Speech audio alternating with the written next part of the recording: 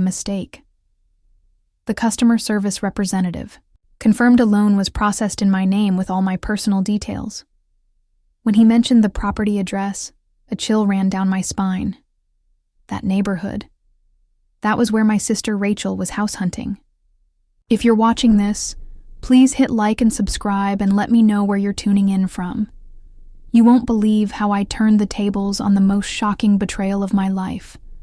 Before that fateful notification changed everything, my life in Chicago was exactly as I'd planned it. After graduating with honors in finance from Northwestern, I landed a job at Meridian Financial Partners, one of the most prestigious firms in the Midwest. Over 6 years, I worked my way up from junior analyst to senior financial advisor, managing portfolios for high net worth clients.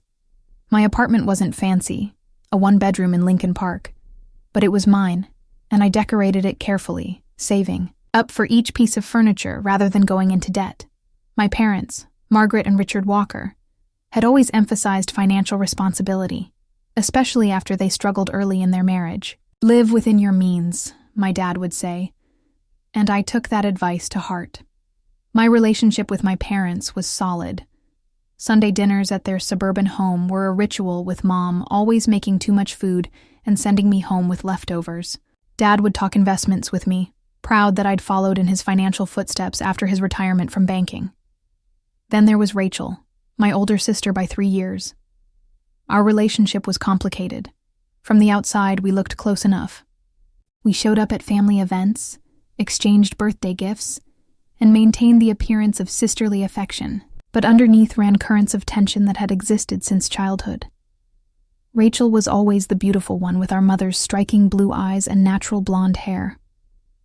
I took after our father, practical, analytical, with unremarkable brown hair and eyes. While I excelled academically, Rachel charmed her way through life, her magnetic personality opening doors that my studiousness couldn't. Rachel could sell ice to Eskimos, our grandmother used to say admiringly. And it was true. My sister had an uncanny ability to get what she wanted, whether it was the last cookie, the lead in the school play, or our parents' attention. The pattern started early. When I was 6, I received a limited edition Barbie for my birthday, the one item I'd circled in the catalog and dreamed about for months. 2 days later, I found it in Rachel's room, its haircut and clothes missing. When I complained to our parents, Rachel cried and said I had given it to her, then changed my mind. "Be generous with your sister," Mom said, wiping Rachel's crocodile tears. I learned then that evidence and truth mattered less than perception and emotion, at least where Rachel was concerned. As we grew older, the taking evolved. In high school, she borrowed my clothes without asking, returning them stained or stretched. In college, she used my student ID to attend campus events when she lost privileges due to an incident at a frat party. After graduation, she accidentally used my credit card information saved on our shared family Amazon account for a shopping spree. Each time there was an excuse, an apology that sounded sincere, and a promise it would never happen again. And each time I forgave her because that's what family does, right? Despite these irritations, I maintained boundaries. I never shared my passwords, kept important documents in a locked file cabinet, and monitored my credit regularly. I thought I was being careful enough. While Rachel jumped from job to job, real estate agent, marketing coordinator, personal shopper, I built my career methodically.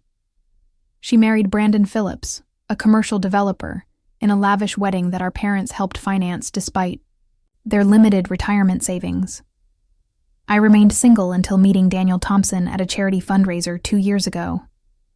Daniel was different from the men I dated before. Thoughtful, secure in himself, and genuinely kind. As a pediatric physical therapist, he approached life with both compassion and practicality. He understood my careful approach to finances and shared similar values, though he was more spontaneous than I would ever be. "You balance me," he'd say, pulling me away from my spreadsheets to watch a sunset or try a... The representative walked me through security protocols and eventually gave me a case number for the fraud investigation. But something about this didn't feel like typical fraud. The transfers were too regular, too calculated, as if someone knew exactly how much they could take without setting off immediate alarms. I hung up and opened my email, searching for bank notifications about these transfers. They were all there, buried among hundreds of work emails, all marked as read, though I had no memory of seeing them. That's when a chill ran down my spine. I checked my work email and found several exchanges I didn't recognize. They were minor communications with HR and accounting, small task confirmations, requests for clarification on projects, and most disturbing, an email from 6 months ago, confirming a change in how part of my compensation would be distributed. According to this email thread I had supposedly participated in, I had requested that $1,300 of my monthly income be directed to a family support account.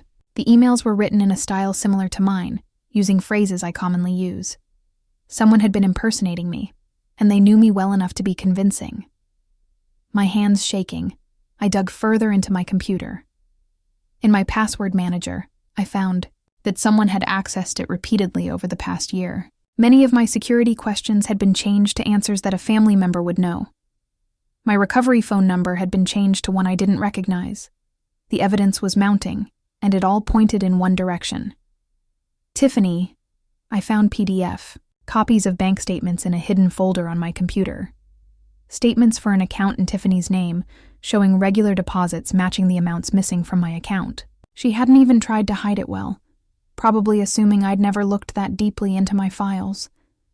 The realization hit me like a physical blow. Tiffany had been systematically stealing from me for almost a year. By my calculations, she'd taken over $15,000. She had used my computer access to set up transfers, intercept my banking notifications, and even communicate with my company to redirect part of my salary. I felt violated in a way I'd never experienced before. This wasn't a random thief. This was someone I'd welcomed into my home, someone I'd trusted implicitly. She'd sat across from me at dinner, looked me in the eye, and accepted my generosity while secretly draining my accounts. The anger came in waves, followed by crushing disappointment and humiliation. How could I have been so blind, so stupid, so trusting? I spent the entire night gathering evidence, screenshots, bank records, email threads, everything I could find. That proved what she'd been doing. I organized it all into a folder, made backups, and prepared myself for what would undoubtedly be the most difficult confrontation of my life. By morning, I was exhausted, but resolute. This couldn't continue for another day. I had to confront Tiffany, and I had to do it now. I waited until Ethan left for work. I didn't want to ambush them both at once, and some part of me hoped that Tiffany might be more honest without my brother, present to witness her humiliation. I rehearsed what I would say, trying to remain calm and factual despite the rage and betrayal boiling inside me. Tiffany was in the kitchen making coffee when I emerged from my room, evidence folder in hand. "Morning," she said cheerfully. "Want some coffee? I'm trying that vanilla bean creamer you like." The casual normality of the moment made me feel sick. How many mornings had she greeted me like this, playing the role of thoughtful sister-in-law while secretly stealing from me? "We need to talk," I said, my voice steadier than I expected. "I know what you've been doing, Tiffany." Her smile faltered slightly. "What do you mean?" I placed the folder on the kitchen table and opened it to reveal the first bank statement. "I know. You've been transferring money from my accounts to yours. I know you've been redirecting part of my salary. I have all the evidence right here." Her expression shifted rapidly. Surprise, then fear, then something harder to read. She set down her coffee mug slowly. "You must be mistaken," she said, but her voice lacked conviction. $1,300 a month, Tiffany, for almost a year. That's over $15,000 you've stolen from me." I pulled out more documents. "Here are the transfers. Here are the emails you sent pretending to be me. Here's your bank account showing the deposits." She stared at the evidence for a long moment. Then her demeanor changed completely. The friendly mask dropped, revealing something cold and calculating beneath. So what if I did? She finally said, crossing her arms. After everything we've done for you, I was stunned. Everything you've done for me, I took you in. I've been supporting you both. You think you're so perfect with your fancy job and your big salary? She spat. Some of us haven't had your advantages. You owe us for all the times Ethan looked out for you growing up. That doesn't give you the right to steal from me. I was shouting now. My carefully planned, calm approach abandoned. It's not stealing when it's family, she insisted. We needed that money. You had plenty. You wouldn't even notice if you weren't so obsessed with your spreadsheets and budgets. The conversation deteriorated rapidly. Every justification she offered made less sense than the last. According to Tiffany, I was selfish for not offering more financial support. My success was partly due to Ethan's protection when we were kids. I owed them for keeping the house clean and cooking meals. The mental gymnastics were astounding. I want every penny back, I demanded. And you need to find somewhere else to live. I want you out of my house. That's when she exploded. This is our house, too. We've been living here for over a year. We have rights. Rights to what? To steal from me? To betray my trust? Stop interfering in our lives, she screamed, her face contorted with rage. If you can't handle sharing what you have, then you leave the house. We were at a standoff, both of us breathing hard. When the front door opened, Ethan was home for lunch.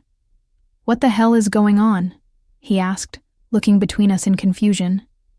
I could hear you shouting from the driveway. Before I could speak, Tiffany rushed to him, tears suddenly streaming down her face.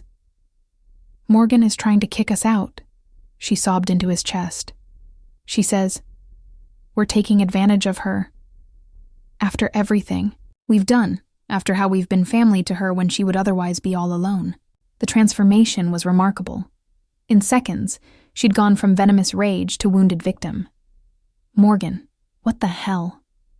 Ethan looked at me with disappointment. She's been stealing from me, Ethan, I said, gesturing to the evidence still spread across the table. Thousands of dollars. Look for yourself. He glanced at the papers but kept his arm around Tiffany. I'm sure there's some misunderstanding.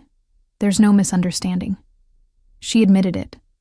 She just doesn't think it counts as stealing because we're family. Tiffany looked up at him with tear-filled eyes.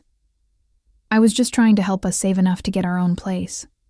Morgan makes so much money and we've been struggling for so long. I didn't think she'd mind if she knew.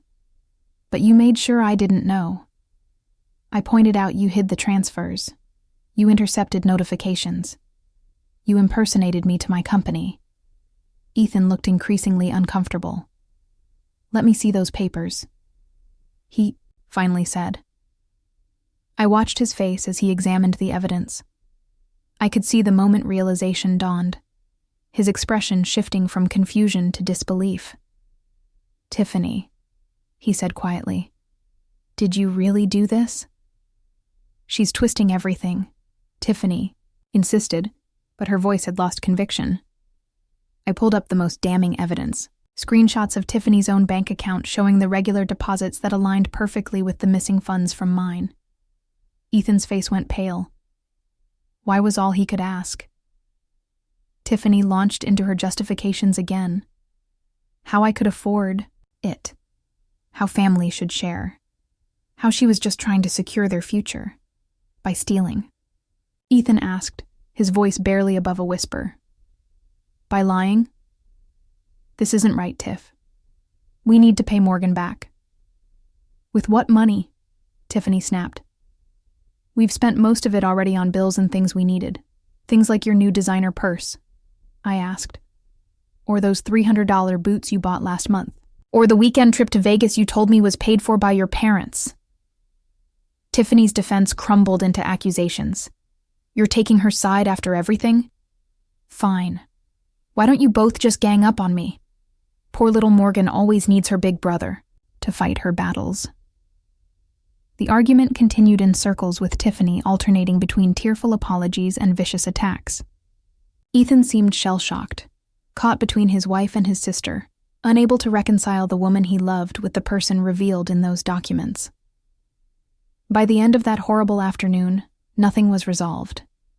Tiffany refused to admit any real wrongdoing. Ethan couldn't bring himself to fully condemn her actions, and I was left feeling like a stranger in my own home, surrounded by people I no longer recognized or trusted. The days following the confrontation were excruciating.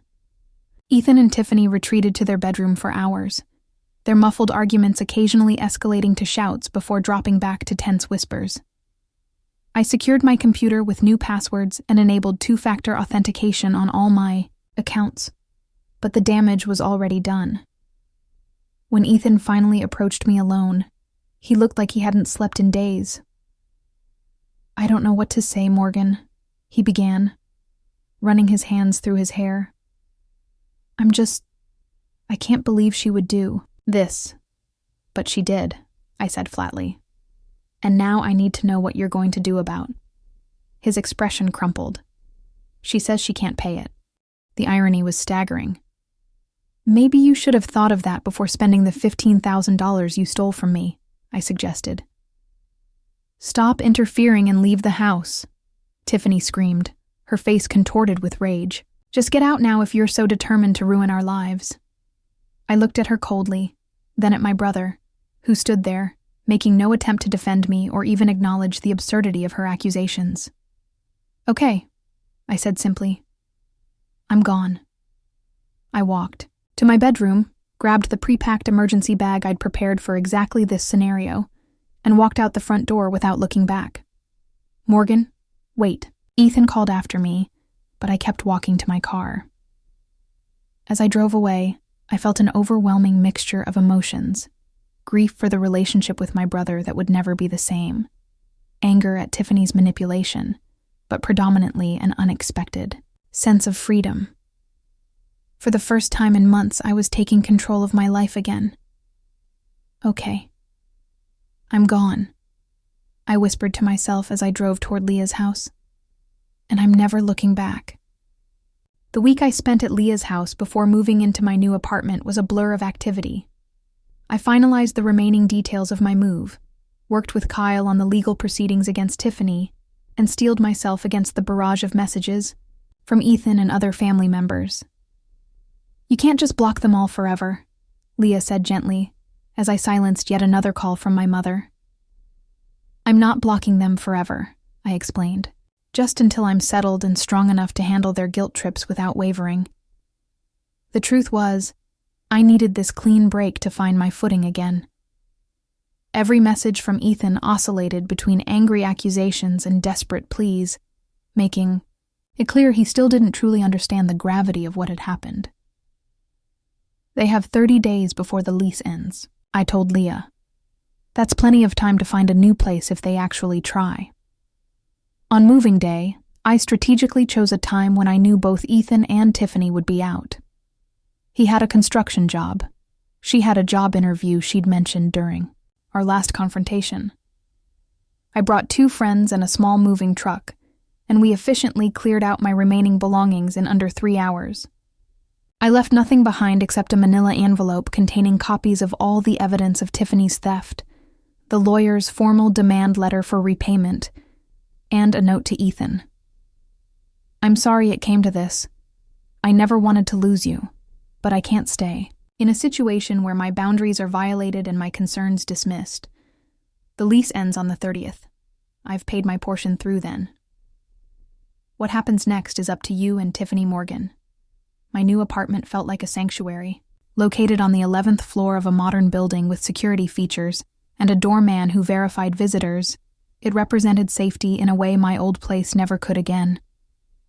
I spent the first weekend arranging my furniture and setting up my home office, creating a space that was entirely mine. The legal process moved forward methodically. Kyle's demand letter to Tiffany specified the exact amount stolen, $15,642.87, provided evidence of the theft, and gave her 30 days to either repay the full amount or agree to a structured repayment plan.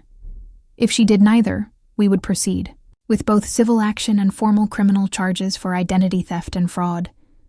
Don't expect immediate results, Kyle warned me. These cases often take time, especially when family is involved. I nodded, understanding that this wasn't about quick resolution, but about standing my ground and ensuring there were consequences for Tiffany's actions. While the legal matters progressed, I focused on rebuilding my career momentum that had stalled during the household chaos. I threw myself into a major project at work, putting in extra hours and delivering results that impressed even our most demanding clients. Jason, my team lead, noticed the change. "Whatever was holding you back before seems gone," he commented during our one-on-one meeting. "Your work has always been good, Morgan, but now it's exceptional. Amazing what you can accomplish when you're not constantly looking over your shoulder in your own home," I replied with a small smile. The company's investigation into the security breach Tiffany had caused concluded with several system-wide changes to prevent similar incidents in the future. More surprisingly, it led to a promotion for me. "We need someone who understands both the technical and human elements of security," the director explained when offering me the role of security implementation lead. "Your experience gives you unique insight into how these breaches can happen." The irony wasn't lost on me. Tiffany's betrayal had inadvertently advanced my career. The promotion came with a significant salary increase, which helped offset the financial loss from the theft.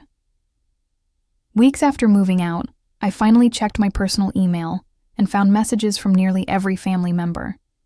Most expressed confusion and concern, clearly having heard only Ethan and Tiffany's version of events. My mother's email was particularly painful. "I don't understand why you would abandon your brother when they need you most. Tiffany says you left them without any warning and they might become homeless. This isn't how we raised you, Morgan." Rather than responding individually to each distorted narrative, I composed a single factual email detailing exactly what had happened, attached redacted copies of the evidence, and sent it to my entire family, simultaneously. I ended with, "I love you all, but I will not allow myself to be stolen from Gaslight and then villainized for protecting myself. I gave Ethan and Tiffany ample notice about the lease ending. What they choose to do with that information is their responsibility, not mine." The responses trickled in slowly. Shock, apologies, and in some cases continued defenses of Ethan and Tiffany. They made a mistake, but family forgives. I responded to each with the same measured tone, neither seeking approval nor engaging in arguments. Exactly 29 days after Kyle's demand letter was delivered, I received notification of a bank transfer for $5,000 with a message from Ethan.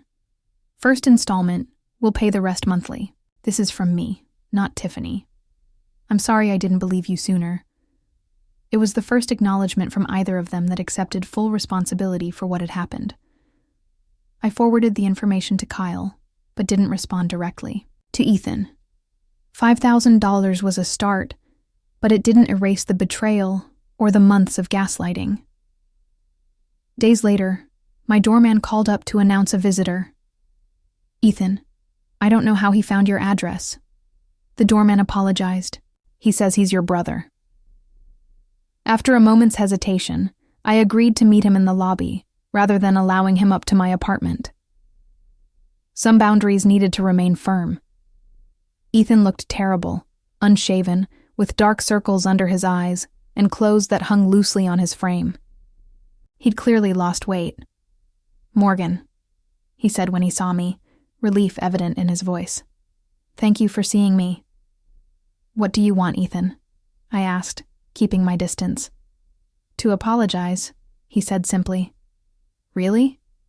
"Apologize, not make excuses." He ran a hand through his hair, a nervous gesture I remembered from childhood.